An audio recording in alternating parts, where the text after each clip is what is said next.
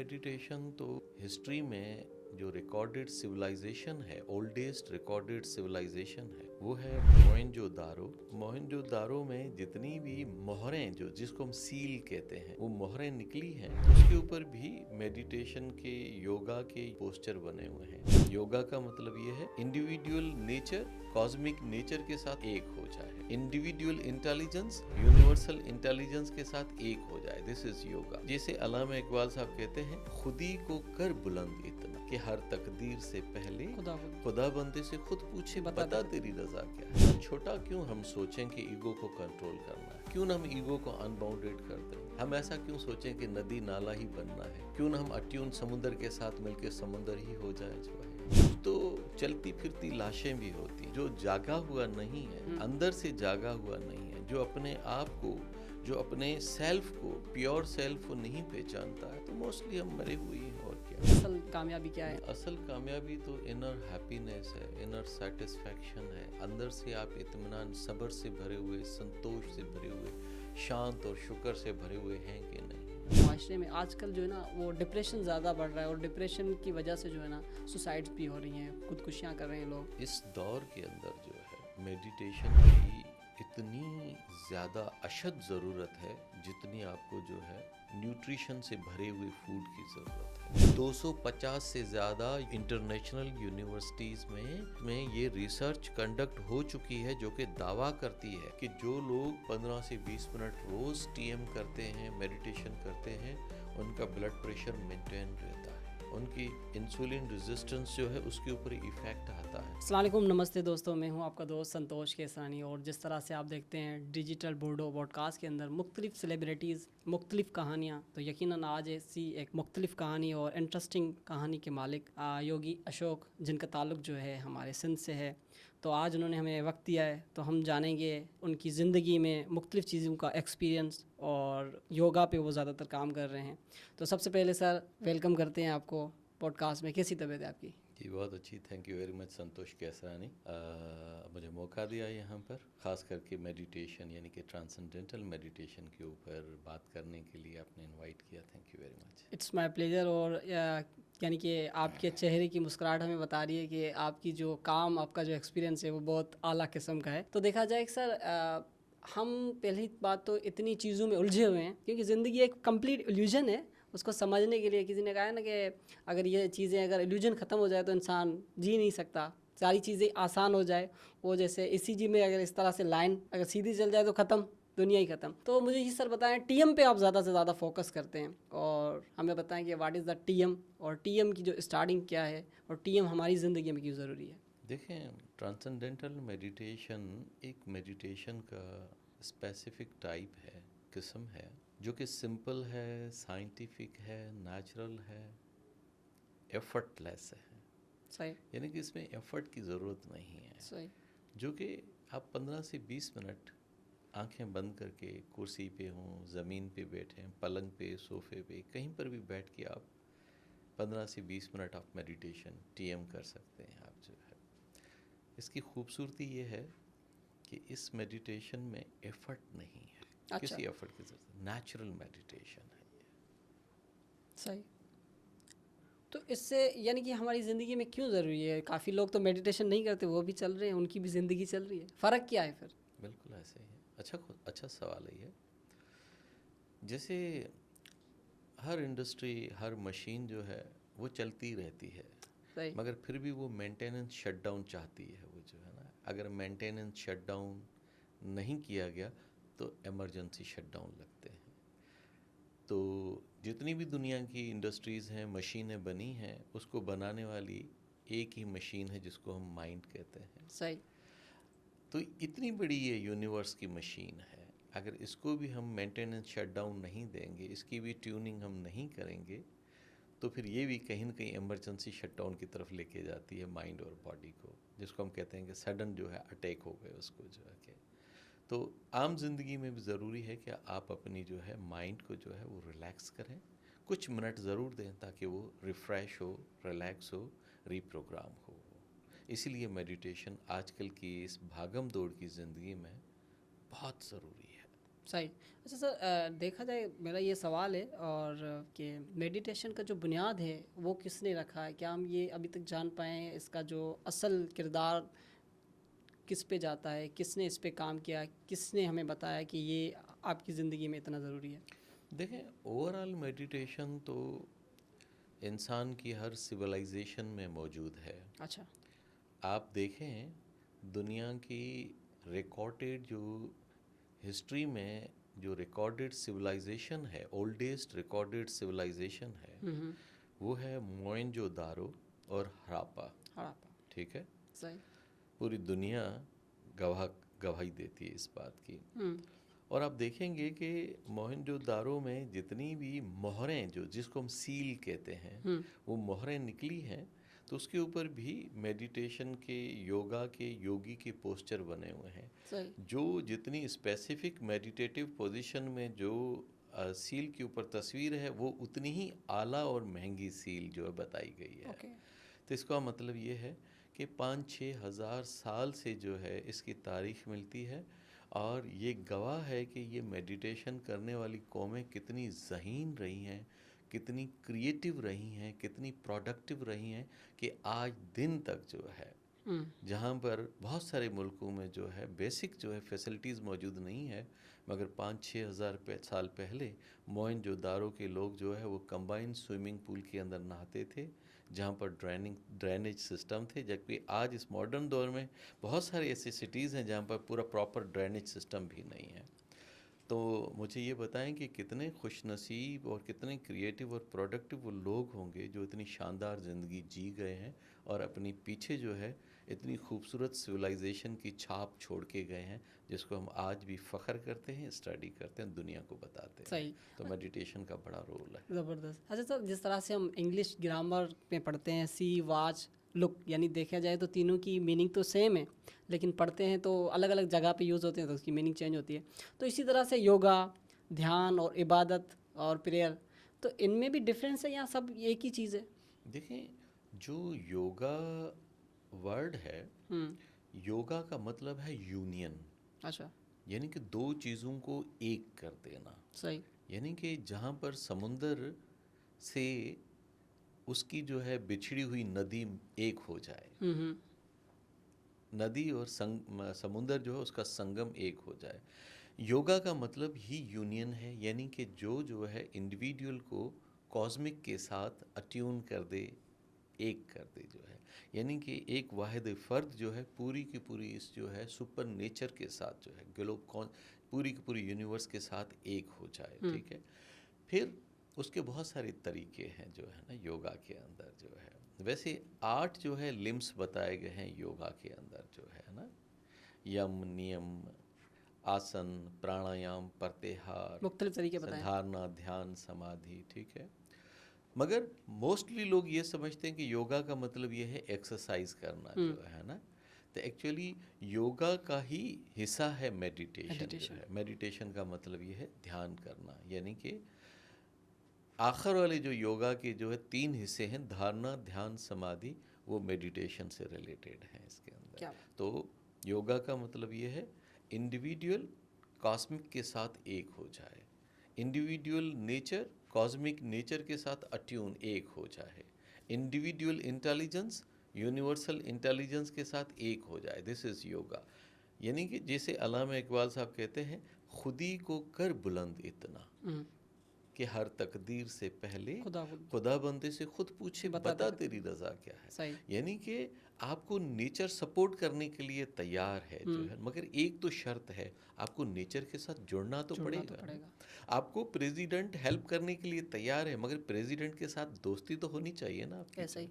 उसके साथ ताल्लुकात तो होना चाहिए ना। सही। तो मेडिटेशन या हम कंबाइन में जो है कहें योगा, उसका मतलब यही है कि इंडिविजुअल जो है वो यूनिवर्स के साथ एक हो जाए। तो योगा और मेडिटेशन अब क्लियर हो चुका है। अशोक सर, आप बिल्कुल सही कह रहे हैं, लेकिन आपसे हमारा यहाँ पे सवाल होता है कि जैसे आपने बताया कि आपकी ज़िंदगी को आसान करती है योगा या मेडिटेशन, तो मुझे ये समझ नहीं आता कि काफ़ी चीज़ें हैं, जैसे हम अपने ईगो को कंट्रोल नहीं कर पाते। तो आपको क्या लगता है, आपने आज तक इतना टाइम दिया है, इतना योगा किया है, आपको क्या लगता है आपने अपने अहंकार पे फतेह पाया है? जीत पाई? देखें, आप इतना छोटा क्यों हम सोचें कि ईगो को कंट्रोल करना है? सही। क्यों ना हम ईगो को अनबाउंडेड कर दें? हम ऐसा क्यों सोचें कि नदी नाला ही बनना है? क्यों ना हम अट्यून समुद्र के साथ मिलके समुद्र ही हो जाएं जो है यहाँ पर? अगर ईगो जो है हमारा एक्सपांड हो जाए तो हमारी ओनरशिप भी तो बढ़ जाएगी ना। पूरे के पूरे हम कॉस्मोस को ऑन करेंगे, अगर पूरे के पूरे कॉस्मोस को ऑन करेंगे तो फिर किसको हम ठेस पहुंचाएंगे? हाँ, सही। कढ़े कान, शाह अब्दुल लतीफ़ कहते हैं, कढ़ी कान कमान माँ मियाँ मार माँ मुँह मुँह सही। में आई तू मता तू तो जो जो तोखे तोखे लगे। लगे। सही। समझे न? सही। जब मैं तुम जो है मेरे से अलग ही नहीं हो हम्म, तो फिर मैं तुम्हें कैसे नुकसान पहुंचाऊं? तो मैं पहुंचाऊं जैसे मैं अपने आप को, यानी कि मेरा इंडिविजुअल ईगो जो है यहाँ एक्सपांड होके आप तक भी पहुंच गया, आपको भी ऑन कर रहा है, पूरी समाज को ऑन कर रहा है, चांद तारे और यूनिवर्स को ऑन कर रहा है। तो मेडिटेशन का मकसद क्या है? अपनी अवेयरनेस को, उस अवेयरनेस के अंदर ईगो हो चाहे सेंसेस हो, इतना एक्सपांड करना ताकि पूरी यूनिवर्स बन जाए और सबको हम ऑन करें और किसी को ठेस नहीं पहुंचाएंगे। तो सर इसको हम ऐसे कह सकते हैं कि हम मेडिटेशन और योगा से हम अपने अहंकार को ख़त्म कर सकते हैं? जी हाँ, बहुत सारी हद में ये है कि जब भी आप मेडिटेशन करते हैं तो आपका वो जो इंडिविजुअल ईगो होता है जो आपको बाउंडेड करता है, आप उससे बाहर निकल जाते हैं। यानी हम ख़त्म नहीं कर सकते? देखें, खुदी बेखुदी में भी है खुदी का नशा जो आके ना, अच्छा। ये आपने सुना होगा। तो ईगो को ख़त्म करना एक अलग बात होती है। जब ईगो इंडिविजुअल ईगो होता है तो वो दूसरों को नुकसान पहुंचाता है। जब आप ईगो कॉस्मिक कर देते हैं तो वो ऑन करता है, सबसे मोहब्बत और हारमोनी में चला जाता है। हाँ सर, देखा जाए कि कोई अगर कोई इंसान कहता है कि I have an ego, I have no ego, तो ये उसका जुमला ही खुद ही हमें बता रहा है कि यू हैव ए ईगो। तो आपके मुताबिक आपकी जो सोच है वो आप बिल्कुल सही नहीं है सर। हमारे सनातन धर्म में हम जो पढ़ते आ रहे हैं कि 7 जन्म होते हैं और यानी कि हमारा सेकंड बर्थ भी होती है। तो इस पे आप क्या कहेंगे? आपका क्या इल्म है इस पे? देखें, मैं इतना ज़रूर कह सकता हूँ कि जैसे हमने फिज़िक्स में ही मिडिल स्कूल में पढ़ा था कि एनर्जी को ना ही पैदा किया जा सकता है ना ही ख़त्म किया जा सकता है, वो एक फॉर्म से दूसरे फॉर्म में जाती है। हम्म। तो इस हवाले से तो ठीक है, क्योंकि अगर अभी मैं हूँ, ये पूरी की पूरी बॉडी एनर्जी है, लिपिड्स हैं इसके अंदर, ब्लड है इसके अंदर, हड्डियाँ हैं, ये सब की सब एनर्जी है। और एक एनर्जी जब जो है ट्रांसफॉर्म होती है तो वो किसी भी फॉर्म में चली जाती हैं। और योगीज कहे गए हैं कि एक जन्म से फिर दूसरे जन्म में चला जाता है, यानी कि एक फॉर्म से दूसरे फॉर्म फॉर्म में में जाना, एक जन्म में दूसरे जन्म में जाना। ज़बरदस्त सर। अमर जलील ने एक बड़ा ज़बरदस्त बताया था मौत के ऊपर। उससे किसी ने सवाल किया था कि मौत मौत है ही नहीं, क्योंकि जब जैसे कि अभी अशोक है या संतोष है, वो इस जन्म में है, अपना काम कर रहा है, यानी कि जब चलेगा तो उसकी जब उम्र बढ़ती है तो उसका शरीर जो है ना स्लोली स्लोली वो साथ छोड़ता है, पर आत्मा वो चढ़ती है। जैसे अभी ये स्टूडियो में हम बैठे हैं तो कुछ टाइम के बाद इसकी जो है मरम्मत करानी पड़ेगी, तो हम चेंज करेंगे। तो इससे कहता है कि मौत है ही नहीं। तो आपके मुताबिक मौत को किस तरह से आप देख रहे हैं? हम देखिए, सिंपल तो सांसें बंद हो गई, हार्ट बीट रुक गया, आपकी पल्स रुक गई, ये मौत हो गई। ये मौत है, ये दुनिया ही मौत है। बात यह है कि अगर आप अवेयर नहीं हैं, कभी कभी तो सूफीज़, बड़े बड़े अच्छे अच्छे फिलोसोफर, जी जी। साधुज कहे गए हैं हाँ। कि यार कुछ तो चलती फिरती लाशें भी होती हैं, वाह वाह। जो जागा हुआ नहीं है, जो अवेक नहीं है, हम्म। अवेक इनसाइड नहीं है, अंदर से जागा हुआ नहीं है, जो अपने आप को, जो अपने सेल्फ को, प्योर सेल्फ को नहीं पहचानता है, तो मोस्टली हम मरे हुए हैं। और क्या है जो यानी कि हम जिंदा होते ही मरे हुए हैं। बिल्कुल ऐसा ही है जो आके। सब हाँ, कर्मा पे कितना आपका बिलीव है? कर्मा असल है? कर्मा तो फिजिक्स है, जो भी एक्शन होता है उसका रिएक्शन होता है। जो फिजिक्स है उसके ऊपर कैसे बिलीव नहीं किया जा सकता। तो जैसे हमें बताया जाते हैं कि भगवान की इच्छा के बिना एक पत्ता ही नहीं हिल सकता, ये बात कितने तक सच है? बस वो जो आपके अंदर इच्छा जगा रहा है वही भगवान है। अगर आप जो है अंदर से ही जो अगर पॉजिटिव एनर्जी फ्लो कर रही है तो आप पॉजिटिव कर्मास करते हैं। हाँ। नेगेटिव एनर्जी फ्लो करती है तो वो ट्रांसलेट होती है आपके एक्शन में, उसको हम नेगेटिव कर्मास कहते हैं। मगर आपको अकल दे दी, आपको समझ दे दी, एबिलिटी टू डिफरेंशिएट दे दिया है। अब आपकी मर्जी है, आप किसको हाथ लगाना चाहते हैं। हाँ, आपको अकल तो दे दी है। अकल दे दी आपको, आग जो में आप लगाएंगे तो आप हाँ जलेंगे, बिल्कुल, जो है रोड क्रॉस करते हुए देखेंगे नहीं तो आपको टक्कर भी लगेगी, एक्सीडेंट भी होगा। बिल्कुल, ये बिल्कुल सिंपल बात है। हर एक्शन को रिएक्शन है जो है ना, और नेचर सब समझती है। अच्छा अशोक सर, देखा जाए हर इंसान जो है अपनी ज़िंदगी में लड़ता रहता है और सक्सेस की दौड़ में होता है। तो कुछ लोगों के लिए सक्सेस पैसा है, कुछ लोगों के लिए सक्सेस दौलत है, कुछ लोगों के लिए सक्सेस असल रूहानियत है। तो आपने अभी रूहानियत पे भी काम कर रहे हैं, अपने मेडिटेशन पे भी काम करते हैं, आपको क्या लगता है असल सक्सेस क्या है, असल यानी कि कामयाबी क्या है इंसान की?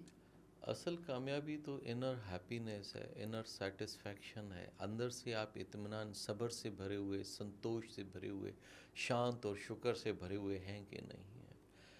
देखें है ना, एक आदमी के पास हज़ारों करोड़ डॉलर पड़े हुए हैं, सवों की तादाद में गाड़ियां हैं, धन दौलत मिल्कियत है, अगर उसको अंदर से सुकून नहीं है, if he is not happy inside, तो मुझे बताएं कि क्या हम कहेंगे कि सक्सेसफुल है। वो खुद ही तो, आप चिल्ला के कहते हैं, डॉक्टर के पास आते हैं, साइकियाट्रिस्ट के पास आते हैं, किसी सूफ़ी या साधु के पास आते हैं, शरण लेते हैं उसकी, कहते हैं कि बस मेरी ज़िंदगी में सब कुछ है, सुकून नहीं है। अच्छा, सुकून के अलावा कौन सी दौलत हो सकती है, ऐसा कौन सा धन है? आपको पता है, महंगे से महंगे हीरे भी दुनिया की मार्केट में मिलते हैं, बिकते हैं, आप ख़रीद सकते हैं। सही। अच्छा, ऐसा कोई मॉल या ऐसा कोई शॉप, दुकान हो जहाँ से आप सुकून, शांति, खुशी, हैप्पीनेस ख़रीद सकते हो? वो आपके अंदर ही है। जब है ही अंदर तो फिर अंदर ही जाना पड़ेगा। इसीलिए अल्लामा इकबाल साहब कहते हैं, डूब कर अपने मन में पाजा सुरागे ज़िंदगी, तू मेरा नहीं बनता न बन, अपना तो बन। अच्छा, जैसे आपने बताया कि पैसे, खुशी का ताल्लुक पैसे से नहीं है, ये यकीन ऐसे ही है जैसे मुकेश अंबानी जो हैं, उनके बेटे हैं, उनको एक पता नहीं एक किस्म की बीमारी है जो को कितने भी पैसे दे रहे हैं वो ठीक नहीं हो रही। जैसे इलान मास्क देख लें, उसकी बेटी उसको छोड़ के गई है, वो दुनिया का अमीर तरीन शख्स है। तो हमें बिल्कुल ये इससे पता चलता है कि सुकून का ताल्लुक पैसे से नहीं है, वो इनर पीस से है।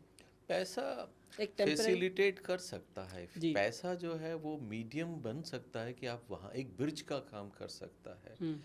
जैसे आपके पास पैसा है तो आप किसी सदगुरु हैं, एग्जाम्पल लेते हैं, सदगुरु। दूसरे ऐसे जो हैं सूफ़ी हैं जो अल्लाह लोग के, अल्लाह के बंदे हैं, आपके पास पैसा है, आप गाड़ी में पेट्रोल भराएं और सीधे वहाँ पर जाएं और आप फील करेंगे, आप अपनी एनर्जी को डिफरेंट फील करेंगे। आप तो उनके ऑरा में घुसते ही आपको लगेगा कि आप अपने गम भूल गए हैं, आप अपनी परेशानियाँ पीछे छोड़ के आ गए हैं। तो पैसे से आप जो है अपने आप को फैसिलिटेट करके जो है वहाँ तक पहुँच सकते हैं। अच्छा, जैसे आप चाह रहे हैं कि आप मेडिटेशन और चीज़ें कुछ कर रहे हैं, तो आपकी असल ज़िंदगी का मकसद क्या है? आप कहाँ तक पहुँचना चाहते हैं? आप अपने वजूद को पहचानना चाहते हैं या ये दुनियाई मोह में सिर्फ रहना चाहते हैं? देखें, अगर आपको रोज़ खुराक मिलती रहे, सुबह नाश्ता, दोपहर का खाना, रात का खाना, इससे बड़ा इत्मीनान क्या हो सकता है? मेडिटेशन का काम क्या है? आप जो है अनबाउंडेड एक ओशन है, समुंदर है, बेहद का एक समुंदर है, उसके अंदर आप डुबकी लगाते जाए। अगर आप डुबकी लगाते रहेंगे तो मुझे यकीन है एक न एक दिन आप जो है कोई न कोई मोती, कोई न कोई अनमोल पारिजात अपने हाथ में लेके आएंगे। आप उसको मुक्ति का कहें, मोक्ष का कहें, इत्मीनान का मोती कहें, सब्र उसको का कहें, सबर का मोती कहें, इनलाइटनमेंट का मोती कहें, हैप्पीनेस का कहें, बहुत नाम बहुत हो बहुत सकते हैं सारे। उसके, बहुत सारे नाम हो सकते हैं। बस आपका काम है डुबकी लगाते रहें, जो कि मैं करता जा रहा हूँ कि कि मैं आप डुबकी लगा भी रहा हूँ और डुबकी लगाना सिखा भी रहा सिखा भी हूँ। रहा हूँ। और मुझे नहीं तो आपको एक न एक दिन कोई न कोई तो मोती हाथ में मिल ही यानी जाएगा। कोशिश में हम लगे हैं, उस रास्ते पे चल बिल्कुल, रहे आप हैं। दरवाज़ा खटखटाते रहें, खटखटाते रहें, मुझे यकीन है एक न एक दिन ज़रूर खुलेगा। आज सर, और आपने ये हमें ये भी बताया था, लास्ट टाइम हमारी बात हुई थी, आपने बताया था रावण जी जो थे श्री रामचंद्र के महान भक्त थे, और देखा जाए उसको काफ़ी चीज़ों में उसको बताया जाए तो वो वाक़या जो है आपने सुनाया था। देखिए, वो इस कंसर्न में वाक़या निकला था, तो आप जैसे आपने सवाल किया ना कि जो है मालिक जो है उस मालिक के हुक्म के सिवा हो नहीं सकता, पत्ता भी कुछ नहीं भी हिल पता सकता। भी नहीं हिल सकता। तो मालिक के हुक्म के मोड भी तो तलाश करने पड़ेंगे कि वो कौन कौन सी मीडियम है जहाँ से वो हुक्म देता कौन से है, फार्म में हुक्म दे रहा है? काम कौन से फार्म में और कौन से मीडियम में वो हुक्म देता है, सही। ऐसी बात है ना। अच्छा। तो यहाँ पर भी वही एग्जाम्पल हमने जो है कल डिस्कस किया था कि जब रावण ने हमेशा जो है महादेव की पूजा की ना, उसका सही। इष्ट महादेव था, शिव भगवान। शिव भगवान थे।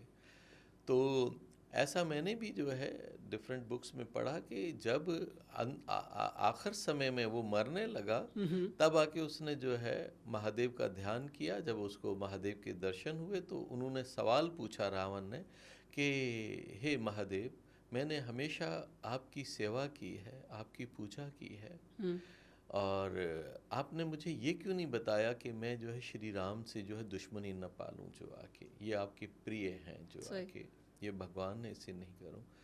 तो यहाँ पर जो है कहा गया कि महादेव ने रावण को कहा कि रावण, तुम कैसे कह सकते हो कि मैंने तुम्हें बताया नहीं, मैंने तुम्हें गाइड नहीं किया। मैंने तुम्हें अलग अलग फॉर्म में गाइड किया। मैंने तुम्हारी पत्नी के रूप में गाइड किया, मैंने तुम्हारे जो है नाना के रूप में गाइड किया, मैंने तुम्हारी जो है हनुमान जी के रूप में गाइड किया, मैंने तुम्हें अंगद के रूप में गाइड किया, मैंने तुम्हें जो है तुम्हारी पत्नी के रूप में गाइड किया। जो है मैं तो अलग अलग रूप में आके तुझे बताता रहा, मगर तू कहाँ सुन रहा था? तू तो इंडिविजुअल ईगो में इतना फंसा हुआ था, तेरे आगे पर्दा था, वो तूने सुनी नहीं वो सही बात है, बिल्कुल। अच्छा, देखा जाए तो रावण जो है श्री राम से ज़्यादा ताकतवर थे, ज्ञान में, बल में, सब चीज़ों में। फिर भी उसको एक चीज़ नहीं मारा, अहंकार ने, जिस पे हम काम कर रहे हैं। अच्छा सर, सवाल मुझे लगता है कि हमारा जो रिलीजन जो है हमें सवाल करने से पाबंद करता है या रोकता है। आप क्या कहेंगे? हम सवाल करते हैं तो आपकी भगवत गीता सवाल से स्टार्ट होती है। बिल्कुल, श्री ठीक है ना? आपके जितने भी उपनिषद हैं, ठीक है ना, वेदों के बाद जो है उपनिषद हैं, आपके जितने भी उपनिषद हैं सारे के सारे सवाल से ही शुरू होते हैं। पूरे उपनिषद की रचना ही सवालों के ऊपर हुई, उसके ऊपर जवाब दे के जो आके। तो मेरे ख्याल में ऐसा मैंने कभी नहीं सुना कि सवाल से रोका गया है, बल्कि सवाल से ही शुरू किया गया है भगवत गीता की तरह। तो मैं यही कहता हूँ कि आप अपने दोस्तों से भी कहें कि आप ज़रूर सवाल करें, और सवाल करना आपका हक बनता है, क्योंकि जो जानना चाहता है उसका बेसिक हक सवाल है। और आप ये मत सोचें कि सवाल कौन से टाइप का होना चाहिए। सवाल का कोई टाइप नहीं होता, इसीलिए वो सवाल तो दिमाग में आता है, इसीलिए वो सवाल ही होता है। अच्छा सर, हमारे यानी मुआशरे में आजकल जो है ना वो डिप्रेशन ज़्यादा बढ़ रहा है, और डिप्रेशन की वजह से जो है ना सुसाइड्स भी हो रही हैं, खुदकुशियाँ कर रहे हैं लोग। और मुझे लगता है कि हमें परमात्मा ने इतनी खूबसूरत ज़िंदगी दी है, तो हम बजाय उन यानी कि मौक़ों को तलाश करके हम ज़िंदगी को आगे बढ़ाएं, जबकि हम अपनी ज़िंदगी का दिया बुझा रहे हैं। तो इसका क्या रीज़न है? आप तो अच्छे से इसको एक्सप्लेन कर सकते हैं, और मुझे लगता है कि आपके जवाब से कुछ लोगों की ज़िंदगियाँ बच सकती हैं। जी देखें, बड़ा खूबसूरत और बड़ा ही टाइमली क्वेश्चन है ये जो आपने किया है। देखें, इस दौर के अंदर जो है मेडिटेशन की इतनी ज़्यादा अशद ज़रूरत है जितनी आपको जो है न्यूट्रिशन से भरे हुए फूड की ज़रूरत है। ठीक है? खाली डिप्रेशन नहीं, एंजाइटी, डिप्रेशन, ओसीडी, समझे ना, माइग्रेन, चिड़चिड़ापन। लोग कहते हैं कि मैं रात को सोता हूँ, सारी रात मुझे नींद नहीं आती, और सारी रात जो है अगर मैं सोया रहता हूँ तो सारी दिन की सारी बातें और पुराने दिनों की बातें मेरे मन में चलती रहती हैं। सुबह उठता हूँ ऐसे लगता है जैसे अरे मैं तो सोया ही नहीं, सारी रात की बातें वो सारी याद रहती हैं। बड़ा बोझल सा, थका हुआ, फटीक जो है, गुस्से से, थोड़ा बेजारी से भरा हुआ चेहरा लेके उठता है बंदा। इतने सारे साइकोलॉजिकल डिसऑर्डर्स हैं, इतने सारे साइकोलॉजिकल चैलेंजेस हैं सोसाइटी के अंदर। पीटीएसडी है, ट्रॉमा है, ठीक है। लोग बहुत ज़्यादा जो है ट्रॉमा से गुजरे, ये जो सैलाब, अचानक सैलाब आए, हाँ। दूसरी पीटीएसडी का इतना है, हर बंदा चिड़चिड़े से, गुस्से से भरा हुआ है। आप घरों के अंदर देखें कितना चिड़चिड़ापन है, कितना गुस्सा है, कितनी बेजारी है।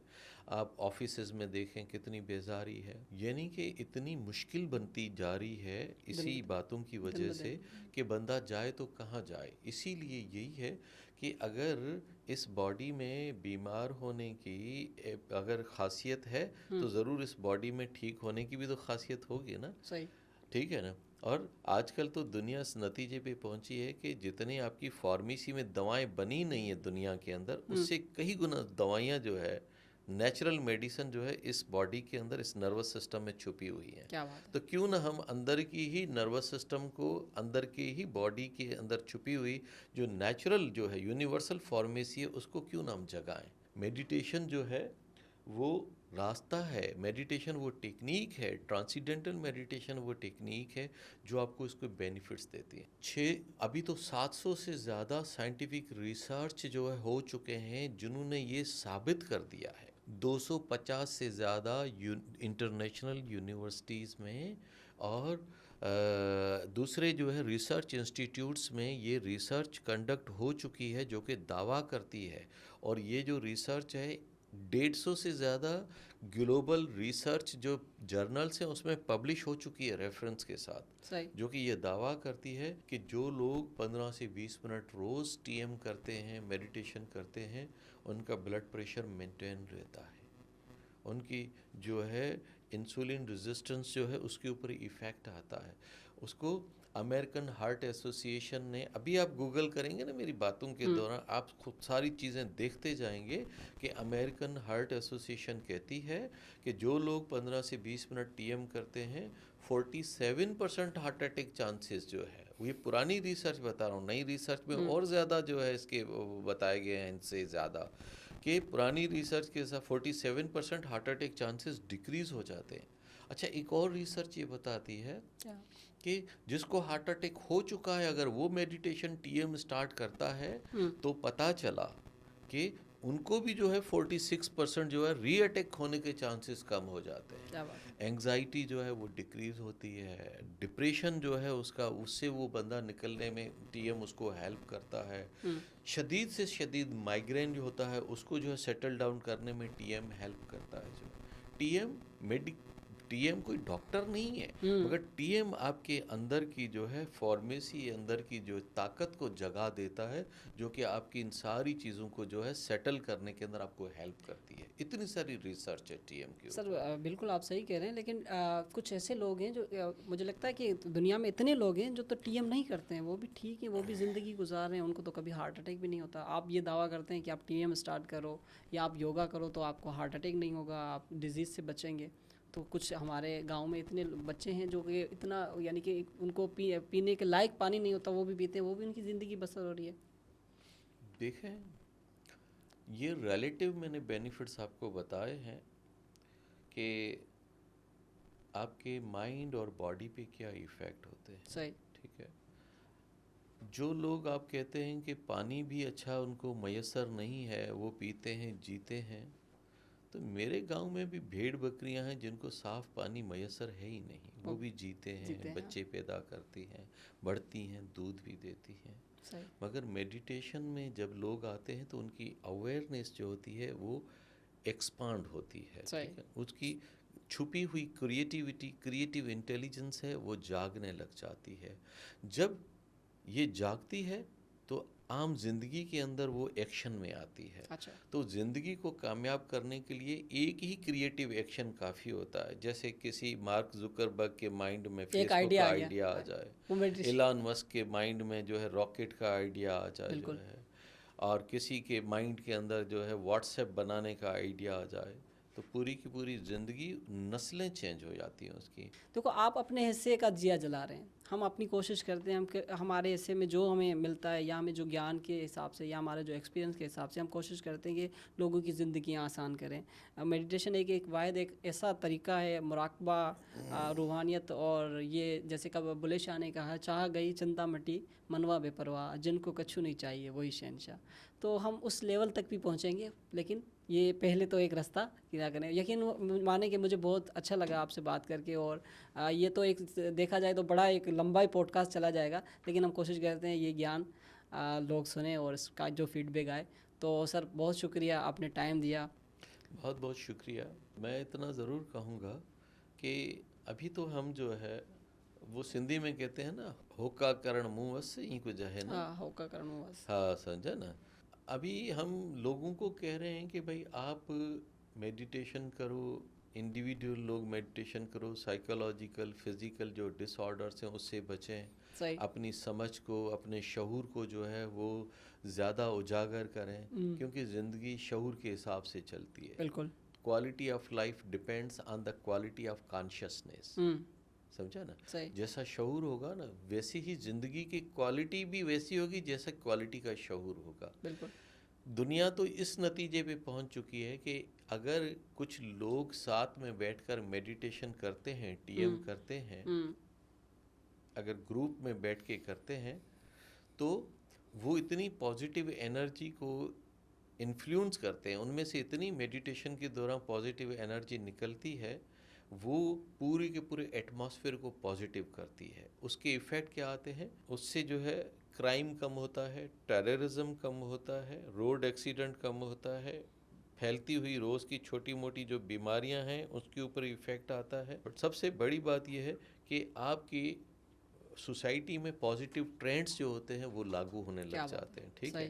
तो दुनिया के मुल्क जो हैं वो लोगों को जो मेडिटेशन सीखे हुए हैं, टीएम या कोई भी मेडिटेशन, ख़ास करके मैं टीएम के ऊपर बात कर रहा हूँ, तो उनको इनवाइट करते हैं कि आप हमारे मुल्क में आएँ, हमारे जो पीस पैलेस जो बने हुए हैं, टीएम सेंटर बने हुए, वहाँ पर आएँ, हम सब मिलके मेडिटेशन करते हैं, ताकि मेरी एरिया में, मेरी कंट्री में पॉजिटिव एनर्जी का इन्फ्लुएंस हो, ताकि मेरे मुल्क में जो क्राइम, रोड एक्सीडेंट और ये सारी चीज़ें कम हो।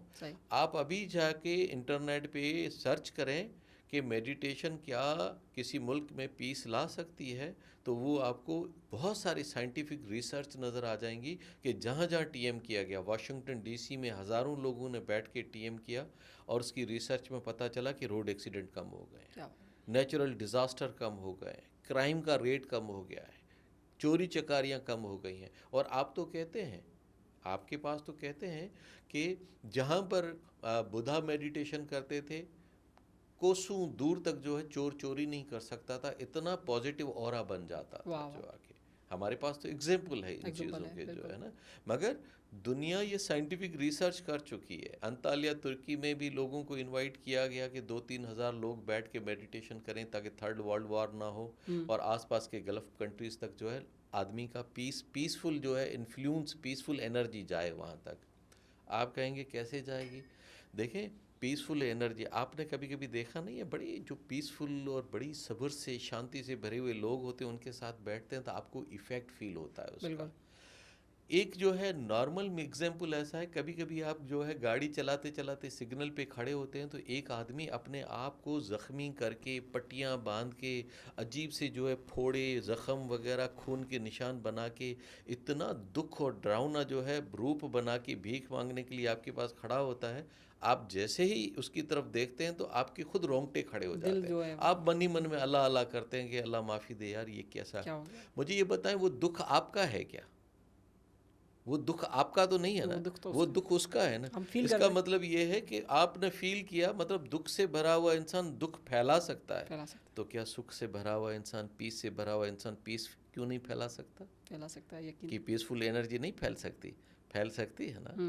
तो यही है कि जब आप लार्ज ग्रुप में बैठ के, इसीलिए तो यूनिवर्सिटीज़ में, स्कूल्स में, दूसरे जो है इदारों में, वहाँ पर जो आके, इवन आजकल तो पुलिस और आर्मी के अंदर भी मेडिटेशन को इन्वॉल्व किया जा रहा है, ताकि एक ही जगह पर लोग जो है बैठ के 15-20 मिनट मेडिटेशन करें और बहुत सारे लोग जो है बहुत सारी पॉजिटिव एनर्जी को इन्फ्लुएंस करें, ताकि दुनिया के अंदर एक अमन हो, सुकून हो, और सुकून की एनर्जी हर किसी को महसूस हो। जैसे एसी वाले कमरे में कैसा भी इंसान हो, जैसे घुसेगा तो ठंडा ज़रूर होगा, बिल्कुल, या नहीं? बिल्कुल सर, ऐसा ही है। ऐसा तो नहीं कि मैं बुरा आदमी हूँ, मैं ठंडा नहीं हो सकता, या अच्छा आदमी। एनर्जी तो एनर्जी होती है, काम करती है। सूरज और चांद का काम है ठंडक और रोशनी देना। तो बात यही है कि मेडिटेशन का काम यही है, पीस पीस पीस। ज़बरदस्त, बहुत बहुत शुक्रिया अशोक योगी साहब, आपने बहुत मेडिटेशन बताया। मुझे लगता है आप आके यहाँ स्टूडियो में आके अपने ज्ञान का जो प्रचार आपने दिया है, और हमारे जो व्यूवर्स है वो देख के बहुत